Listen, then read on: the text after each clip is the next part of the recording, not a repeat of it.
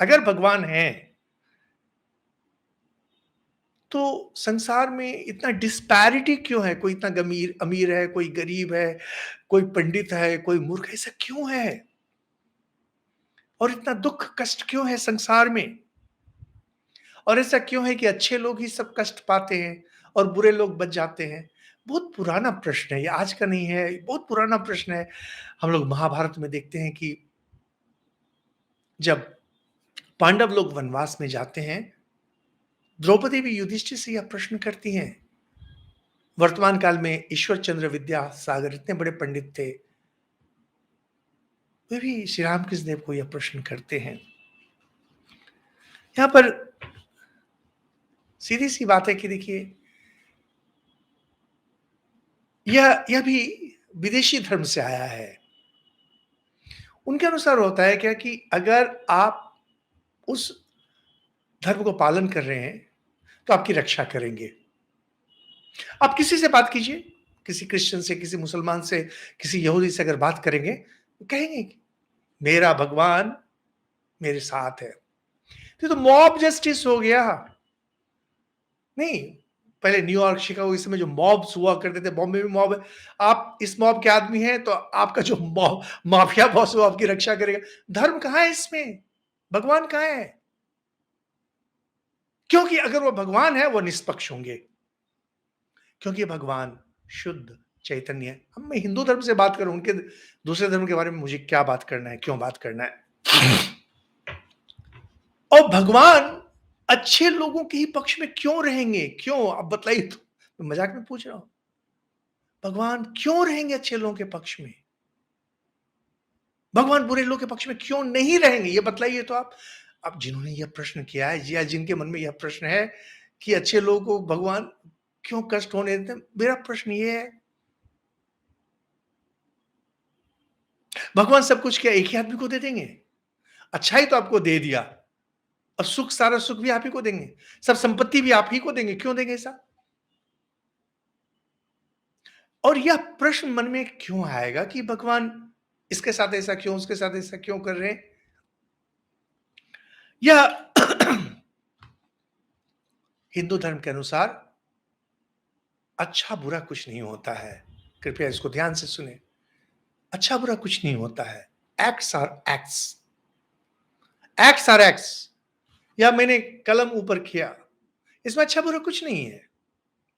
मैंने अपना हाथ घुमाया, इसमें अच्छा बुरा कुछ नहीं है। अब संयोग की बात, अगर यह हाथ आपके नाक में जाके, आपके चेहरे में जाके लग जाए, आपको चोट पहुंचेगी, बुरा हो गया।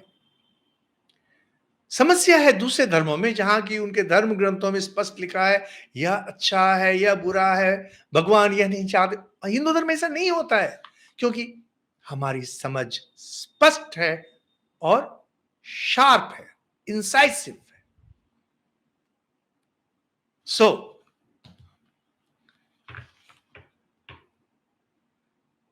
According to Hindu religion, according to Vedanta, according to Indian traditions, God never favors any, neither the good nor the bad, nor the criminal. And that's why you will see, if you read our scriptures, like say Durga Saptashati, mother comes to help the gods, लेकिन जब मारती है दैत्यों को, उन्हें मुक्ति प्रदान करती है, क्योंकि उनके लिए सभी समान है। भगवान God, he is like sunlight, सूर्य की रोशनी के समान। सूर्य की रोशनी है, इसमें कोई कुछ भी कर सकता है, कोई डकैती कर सकता है, कोई बदमाशी कर, पढ़ाई कर सकता है।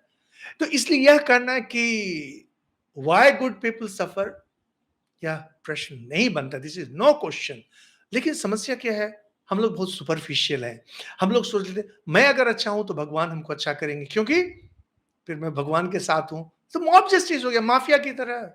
तो मेरे साथ रहो, मेरी बात को मानो, तो बस दूसरे लोगों को मैं खत्म कर दूंगा। तो ये तो धर्म है ही नहीं, तो माफिया जस्टिस हो गया। और लोगों में यह गलत धारणा है कि जो बुरे लोग हैं उनके साथ बुरा नहीं होता है। बुरे लोगों के साथ अत्यंत बुरा होता है। हमारे मनुस्मृति आदि में भी यह वर्णन है, कहते हैं कि वह आदमी अगर बच भी जाए तो उसका बच्चा भुगतता है, और वह अगर बच जाए तो उसका पोता तो भुगतेगा ही भुगतेगा।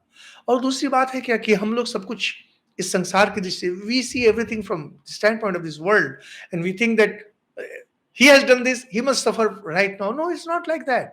In Indian justice system, you'll see that you don't get judgment in a day. It takes time. इसलिए हम लोग कहते हैं भगवान के घर में देर है, अंधेर नहीं, मिलेगा punishment. और फिर क्या होता है साथ में, बहुत महत्वपूर्ण बात है कि जो बुरे लोग होते हैं उनके भी कुछ अच्छे कर्म होते हैं जो पिछले पिछले जन्म के रहते हैं। अपने अच्छे कर्मों के कारण वे थोड़ा-सा बच जाते हैं। हमेशा नहीं बच सकते हैं, उनको पिटना तो है, कोई नहीं पिट सकता है। अब मेरी भी उम्र हुई है, मैंने भी बहुत सारे पॉलिटिशियंस और गलत लोगों को देखा बढ़ते हुए, उनको मार खाते भी देखा। उनके वंश के लोगों को मार खाते देखा, थोड़ा-सा धैर्य रखना पड़ता है। लेकिन अगर आप if you really want to be spiritual, if you really want to understand religion, keep in mind one thing. Do not transpose your understanding, आपकी जो समझ है, इसको भगवान पर मत डालिए। ये आपकी समझ है। जैसे छोटा बच्चा बोलेगा, भगवान ने ये जो मकान है, इसको ईंट, बालू, सीमेंट का क्यों बनाया? इसको चॉकलेट का क्यों नहीं बनाया?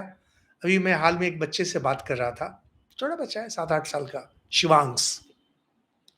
बोल रहा था कि मैं बहुत पावरफुल बनूंगा और बहुत पावरफुल बन करके जितने भी मकान है सबको चॉकलेट का बना दूंगा, बिस्कुट का बना दूंगा। मुझे बहुत हंसी आ गई। ये हम लोग बड़े हो गए हैं लेकिन हमारी बातें भी बच्चे जैसे ही हैं। जैसे छोटा बच्चा बोलता है कि सारे मकान बिस्किट के होने चाहिए, सारे मकान चॉकलेट के होने चाहिए, वैसे ही हम लोग बड़े कहते हैं अच्छे लोगों को कष्ट क्यों हो रहा है। और अगर आप ईश्वर चंद्र विद्यासागर की बात लाते हैं, किसी भी पंडित की,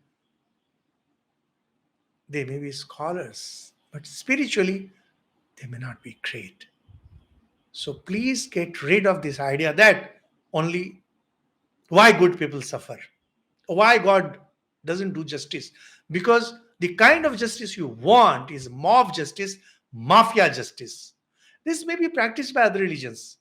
No, Vedanta doesn't subscribe to such childish and simplistic views.